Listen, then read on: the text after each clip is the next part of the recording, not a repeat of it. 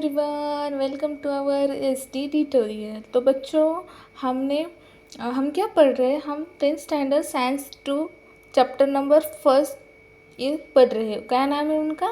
Heredity and evolution. ये chapter हम देख रहे हैं। ओके बच्चों, हमने इसके पहले के कंसेप्ट या पॉइंट बाकी वीडियो में कवर कर लिए। तो और बाकी का रहने वाला पोर्शन हम आप पूरा करेंगे। ये लेक्चर और आगे एक लेक्चर लगेगा हमको पूरा करने में, फिर हमारा फर्स्ट टॉपिक कंप्लीट हो जाएगा। ओके बच्चों, तो बच्चों हम कौन सा हेरिडिटी एंड इवोल्यूशन ये चैप्टर देख रहे हैं। तो उसमें फर्स्ट इसमें हम क्या देखने वाले हैं आज? तो हम आज देखने वाले हैं Darwin's theory of natural selection and Lamarckism. This is the very important topic, very important topic. Okay बच्चों, this is very important topic, Darwin's theory of natural selection and Lamarckism. क्योंकि बच्चों आपको अभी भी है और 11th में या 12th में आपको फिर ये टॉपिक होंगे, इन डिटेल होंगे आपको, तो तभी भी आपको ये पढ़ने होंगे। तो बच्चों जितना हो सके आप यही कंसेप्ट क्लियर करने की कोशिश करो, ताकि आपको आगे जाके इनको और मैं पढ़ने के लिए तकलीफ ना हो। ओके बच्चों, तो आज हम पढ़ने वाले Darwin's theory of natural selection and the Lamarckism. First हम देखेंगे कि Darwin's theory of natural selection क्या होता है। डार्विन्स नाम के एक चार्ल्स डार्विन नाम के साइंटिस्ट ने उन्होंने ये थ्योरी प्रपोज की थी, the theory of natural selection.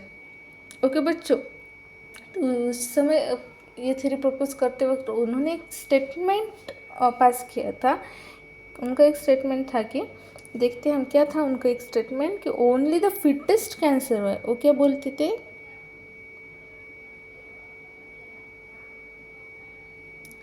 Only the fittest can survive. इनका मानना था कि यहाँ पे जो फिट है सबसे ज़्यादा वही सर्वाइव कर सकते हैं, और जो फिट नहीं है तो वो सर्वाइव कर सकते हैं क्या? नहीं कर सकते। वो धीरे धीरे करके क्या हो जाएंगे? फिर डिसअपियर हो जाएंगे। तो बच्चों हम सब ने देखा इवोल्यूशन हुआ, ये सब हुआ, तो हम सब ने देखा कि पृथ्वी पे ऑर्गेनिज्म फॉर्मेशन हुए, उसके बाद एक एस्ट्रॉयड आके गिरा पृथ्वी पे, ये देखा हमने। तो उस वक्त क्या हुआ था? सब ऑर्गेनिज्म क्या हो गई थी? डेथ हो गई थी सब ऑर्गेनिज्म की। लेकिन बच्चों सब ऑर्गेनिज्म की डेथ हो जाती तो फिर हम रहते क्या आज के डेट में? नहीं रहते ना। तो उस वक्त क्या हुआ था फिर कि कुछ ऑर्गेनिज्म थे, उस सिचुएशन होने के बाद भी उन्होंने क्या किया था? सर्वाइव किया था। जो कि थे माइक्रो ऑर्गेनिज्म थे, अलगी थे, या दूसरे बहुत सारे ऑर्गेनिज्म जो होंगे, उन्होंने क्या किया था? खुद को उन सिचुएशन में या उस इन्वायरमेंट में भी खुद को सर्वाइव करा। और तो उस इन्वायरमेंट के हिसाब से वो क्या थे? फिट थे। तो फिर उस वजह से क्या हुआ कि लाइफ अभी भी अर्थ पे है। नहीं तो अर्थ पे लाइफ रहती क्या? नहीं रहती लाइफ बच्चों। उस वक्त जो ऑर्गेनिज्म ने सर्वाइव करा, खुद को बचाया ज़मीन के नीचे, हमने देखा इवोल्यूशन में कि क्या क्या हुआ था, क्या क्या नहीं। बच्चों आपको जो देखना हो तो पिछले वाले लेक्चर देख सकते हैं आप, उसमें पता चलेगा कि क्या हुआ था और कैसे ये ऑर्गेनिज्म बचे थे उस इवेंट के बाद भी। ओके बच्चों, तो वो सर्वाइव किया था। तो इस वजह से उन्होंने क्या स्टेटमेंट दिया था कि only the fittest can survive. तो बच्चों Charles Darwin collected innumerable specimen of plants and animals. तो चार्ल्स डार्विन ने क्या किया था? Innumerable specimens of plants and animals के इनन्यूमरेबल पीसेस कलेक्ट किए, उनके ऊपर स्टडी की, और उसके बाद उन्होंने ये थ्योरी प्रपोज की। ऐसे उठ के आए और मैं साइंटिस्ट बन गया और ये थ्योरी प्रपोज किए और ये मैंने स्टेटमेंट बोल दिया तो ये हो गया, ऐसा नहीं होता बच्चों। ओके बच्चों, तो उसके लिए उनको बहुत स्टडी करनी पड़ती है, रिसर्च करनी पड़ती है, उसके बाद में जाके वो जो स्टेटमेंट बोलते हैं वो आज हम पढ़ रहे हैं बच्चों। तो उसने पब्लिश किया था फिर थ्योरी, कौन सी थ्योरी पब्लिश की थी? The theory of natural selection. और उन्होंने किन बुक में स्टडी पब्लिश की थी? The origin of species. आपको ये फिलिंग द ब्लैंक्स या 1 मार्क क्वेश्चन के लिए पूछा जा सकता है बच्चों, तो ये ध्यान में रखो। तो बच्चों एक ये जो स्टोरी है, तो हमने एक थ्योरी है, हमने एक स्टोरी के थ्रू आपको मैं समझाती हूँ कि किस वजह से ऐसा बोला गया और क्या क्यों बोला गया। तो बच्चों यहाँ पे आप देख रहे हो ट्रीज देख रहे हो, कुछ ट्री आपको क्या दिख रहे हैं, बड़े दिख रहे हैं, कुछ ट्री क्या दिख रहे हैं, छोटे दिख रहे हैं बच्चों। तो ऐसा क्यों हो गया, ये नो सब ने तो ग्रो होते टाइम सब साथ में ही ग्रो होते। आपने फॉरेस्ट में देखा होगा, फॉरेस्ट में क्या हुआ, सब ट्री जो यंगर वंस थे वो सब क्या थे, साथ में ही ग्रो होने लगे। पर फिर क्या हुआ, साथ में ग्रो होने तो लगे, लेकिन उसमें भी फिर क्या हुआ कि कुछ ट्री जो थे उस उन्होंने क्या किया, खुद में अडाप्टेशन किया।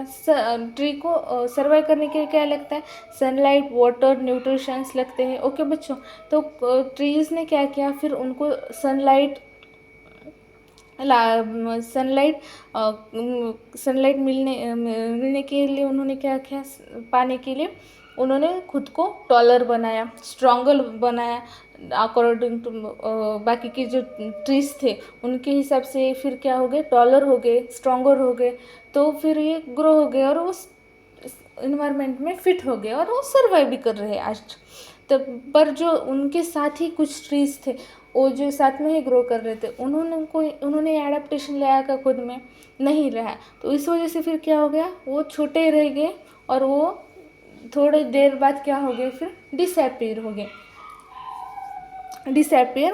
गए। तो इस वजह से उनको क्या हो गया, उन स्पेसीज का डेथ हो गई उन स्पेसीज की। और जो सर्वाइव कर पाए, अडाप्टेशन कर पाए खुद में, तो वो क्या हो गए, सर्वाइव हो गए। ओके बच्चों, आया समझ में द नेचुरल सिलेक्शन थ्योरी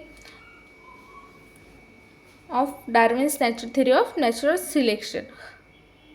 बच्चों हम इंसानों में भी देख सकते हो आप लोग कि देखो हम क्या बोलते हैं, कुछ लोग क्या होते 80 या 90 ईयर्स तक रहते हैं, ज़िंदा रहते हैं, कुछ लोग 60 या 50 ईयर्स तक ही ज़िंदा रह पाते हैं। ऐसा क्यों होता है, क्योंकि उन्होंने उनके क्या होता है, इन्वायरमेंट में फिट हो गए सर्वाइव करने के लिए। उन्होंने खुद को अडेप्ट किया, खुद में चेंजेस लाने शुरू किए सर्वाइव करने के लिए। और जो नहीं सर्वाइव कर पाए, उन्होंने खुद में चेंजेस नहीं लाए या खुद में कुछ रह गया, तो वो फिर क्या हो गया, वो फिर क्या हुआ, उन्होंने वो टाइम के हिसाब से क्या हो गए, डिसअपीयर हो गए। ओके बच्चों, तो ये जो थ्योरी होती है उनमें भी कुछ ऑब्जेक्शंस तो होते होंगे ना, कि ऐसे ही कोई प्रपोज किया तो उसको डायरेक्ट एक्सेप्ट तो कोई नहीं कर सकता। आज के डेट भी हम बोल सकते कि कुछ बोला तो डायरेक्ट हमारा कोई मानेगा नहीं कि हाँ आप बोल रहे तो ठीक ही होगा या बोल रहे तो ठीक ही होगा। पर आज के ज़माने में भी हमको क्या बोलते, प्रूफ दो, ये दो वो दो, और ऑब्जेक्शन हम पर लिए ही जाते हैं बच्चों। तो वैसे ही उस टाइम पे भी उन पर कुछ ऑब्जेक्शन गए थे। तो कौन से ऑब्जेक्शन थे वो हम देखेंगे। तो उसमें से फर्स्ट क्या था, the natural selection is not the factor for evolution. तो वो क्या बोलते हैं कि इवोल्यूशन के लिए सिर्फ नेचुरल सिलेक्शन इज फैक्टर है क्या, नहीं है, बहुत सारे और भी फैक्टर्स है, बहुत सारे और भी चेंजेस हुए होंगे, ऐसा होगा वो सब। और ये राइट भी है कि सिर्फ नेचुरल सिलेक्शन की वजह से ही जो नेचर ने सिलेक्ट किया वही सर्वाइव कर पाए, ऐसे तो हम नहीं बोल सकते। और ऐसे तो हम इवोल्यूशन हुआ ऐसे तो नहीं हम बोल सकते। ओके बच्चों, ये फर्स्ट ऑब्जेक्शन। सेकेंड ऑब्जेक्शन क्या था, the Darwin did not explain useful और यूजलेस मॉडिफिकेशन। डार्विन ने पूरी तरह से एक्सप्लेन नहीं किया कि यूजफुल और यूजलेस मॉडिफिकेशन कौन से हो सकते हैं और क्या हो सकते हैं। Okay, then no explanation of slow changes and abrupt changes. उसने एक्सप्लेनेशन ही नहीं दिया कि वो स्लो चेंजेस हुए या अब्रप्ट मतलब पूरा ही रेट हो गया, ये सब का उन्होंने क्लियर तरीके से नहीं बताया बच्चों। तो ये कुछ ऑब्जेक्शन है, ये एग्जाम पॉइंट ऑफ व्यू से बहुत इंपॉर्टेंट पॉइंट है बच्चों। ऑब्जेक्शन का आपको एग्जाम में पूछा जा सकता है, तो उसको याद ज़रूर कर लेना। ओके बच्चों, चलो हम नेक्स्ट पॉइंट देखते हैं, लैमर्किज्म। लैमर्किज्म मतलब क्या, this is the most important topic. Okay बच्चों, लैमर्किज्म। लैमर्किज्म ये नाम कैसे उसने दिया ये हम देखेंगे। तो बच्चों जो साइंटिस्ट थे जीन बैप्टिस्ट लैमर्क, इसने उनके नाम से ये थ्योरी को लैमर्किज्म, इस कंसेप्ट को नाम क्या दिया, फिर लैमर्किज्म नाम दिया। तो उसमें एक क्या बोलते हैं लैमर्क कि morphological changes occurring in living organism are responsible for evolution. जो मॉर्फोलॉजी इवोल्यूशन के लिए क्या बोलते हैं, वो चेंजेस कौन से मॉर्फोलॉजिकल चेंजेस जो होते हैं वो इवोल्यूशन के लिए क्या है, रिस्पॉन्सिबल है। इवोल्यूशन होने के लिए क्या रिस्पॉन्सिबल है, मॉर्फोलॉजिकल चेंजेस जो ऑकर होते हैं वो बोलते हैं। He called the concept the principle of use and disuse of the organ. He called this concept, इसने इस कंसेप्ट को क्या किया, use and disuse of the organs. आपने अपने ऑर्गन्स का यूज़ किया और डिसयूज किया तो उससे फिर क्या हो गया कि ये चेंजेस होने लगे हमारे। आप देख सकते कि कोई एक जगह पे हमने बचपन से एक हाथ से काम किया और राइट हैंड से हमने सारा काम कर लिया, खाना से हो गया, और लेफ्ट हैंड को कुछ ही तकलीफ भी नहीं दी, जैसा है वैसे ही रखने दिया, सीधा है तो सीधा रखने दिया, तो फिर कुछ समय बाद क्या होगा, वो हमारा लेफ्ट हैंड हमको उठाने में बहुत तकलीफ होगी और उठेगा भी नहीं उनको, क्योंकि उसको क्या हो गया, बचपन से आदत हो गई कि वो जैसा है एक जगह वैसे ही रहेगा, हम उसको नहीं हिलाए तो वो हिलेगा ही नहीं हमसे। ओके बच्चों, ऐसा होता है। तो और भी सारे एग्जांपल्स हम देखेंगे। तो फर्स्ट एग्जाम्पल क्या है, नेक ऑफ जिराफ। यहाँ पे आप देख सकते, नेक ऑफ, आपने जिराफ का नेक देखा होगा कितना ऐसा बड़ा है, बाकी सब एनिमल के कैसे नीचे है, हम ऐसे नीचे, ऑक्स का हो गया, काऊ का हो गया, इसके कैसे नीचे नीचे है, है क्या बोलते हैं उसको, नेक। लेकिन जिराफ का नेक क्या है, ऊपर है, बहुत टॉल है। क्यों है ऐसा tall, due to the browsing of leaves of tall plants. तो जिराफ क्या करता था, जिराफ का नेक भी हमारे जैसा ही या अदर एनिमल जैसे ही था, लेकिन जिराफ क्या करता था, उसको नीचे वाला खाना नहीं खाना था, उसको प्लांट में लटके वाले, पेड़ में लटके वाले लीव्स खाने थे। तो उसने फिर क्या किया, ऐसे धीरे धीरे अपने नेक को थोड़ा थोड़ा थोड़ा स्ट्रेच किया, फिर बहुत सालों बाद फिर क्या हो गया, उसके नेक में वो चेंजेस दिखने लगे। पहले थोड़ा फिर यहाँ पे आप देख सकते हैं फिर कैसा था, फिर ऐसा बढ़ बढ़ के और आज की डेट में इतना बड़ा जिराफ का नेक हो गया। कैसे, धीरे धीरे उसमें एडाप्टेशन हो गया, चेंजेस हो गए, इस वजह से उसके ऑर्गन में भी क्या हो गया, चेंजेस हो गए। इस वजह से फिर क्या होगा, उसकी नेक में चेंजेस होने की वजह से उनका नेक की हाइट बढ़ गई। Okay, then shoulder of iron smith. Iron smith मतलब या ब्लैक स्मिथ हम बोलते हैं जिसको, कि जो वो जो आयरन के काम करते हैं ना, वो आयरन को ठोकते हैं या बनाते हैं, तो उनके शोल्डर देखने के बहुत स्ट्रांग होते हैं बच्चों, क्योंकि बचपन से ही वो उस काम में लगे रहते हैं, तो वो उनके शोल्डर को वो आदत हो जाती है और उनके शोल्डर फिर धीरे धीरे करते बहुत स्ट्रांग बन जाते हैं एक टाइम के बाद। ओके, देन लेग्स ऑफ श्वान and duck, useful for swimming in water.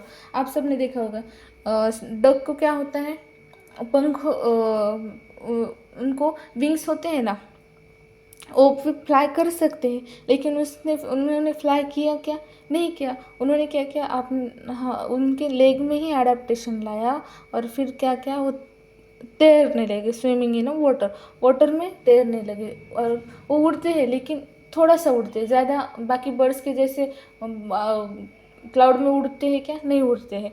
वो सिर्फ जो थोड़ी जगह से थोड़ी दूर जाने के लिए उसी ही एरिया में थोड़ा थोड़ा करके वो फ्लाई करते हैं। लेकिन फिर उन्होंने उनके लेग्स को क्या किया, अडाप्ट किया और फिर तैरना सीखा धीरे धीरे धीरे, और फिर वो उसमें तैरने लग गए पानी में, वो हवा में फ्लाई नहीं करते। ओके बच्चों, then snake lost their legs by modification due to the burrowing habits. Okay, snake को भी पहले हम देखते अर्थवर्म या कुछ छोटे ऑर्गेनिज्म है, उनको छोटे छोटे पैर रहते, तो स्नेक को भी पहले पैर रहते होंगे ऐसे, पर स्नेक की क्या, बोरिंग की वजह से क्या बोरिंग हैबिट्स की वजह से क्या हुआ, धीरे धीरे उसमें वो क्या हो गए, लेग्स कम होने लगे, और उसका डिसयूज़ होने का, यूज़ नहीं होने की वजह से वो क्या हो गए, उनको वो धीरे धीरे धीरे धीरे सब खत्म हो गए लेग्स, और फिर वो बोरिंग करते रह गए।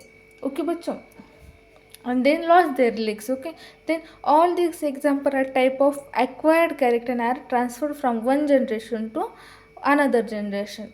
क्या है, सब एक्वायर्ड कैरेक्टर है एंड ये ट्रांसफ़र होते from one generation to another generation, एक जनरेशन से दूसरे जनरेशन पे ट्रांसफ़र होते। जिराफ का आपने देखा होगा, जिराफ की नेक कैसी होती है, वैसे उसके बच्चे की भी नेक वैसे ही होती है। वो क्या होया फिर ट्रांसफ़र करने लगे a one generation to another generation.